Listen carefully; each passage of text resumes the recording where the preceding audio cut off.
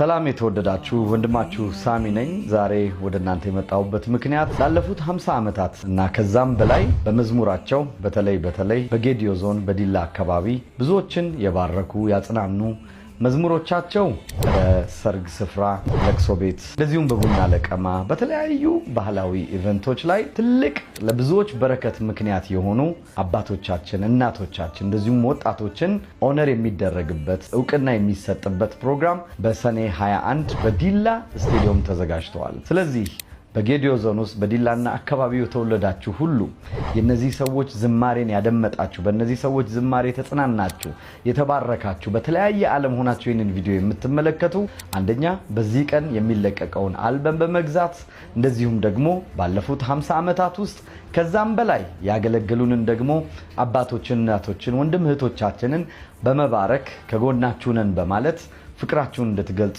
ላሳስባችሁ ወዳለሁ። በሰኔ 21 ቀን ዲላ ስቴዲየም በመገኘት እንወዳችኋለን እንድትሏቸው ፍቅራችሁን እንድትገልጹላቸው ጋብዛችኋለሁ። እግዚአብሔር ይባርካችሁ። Considerate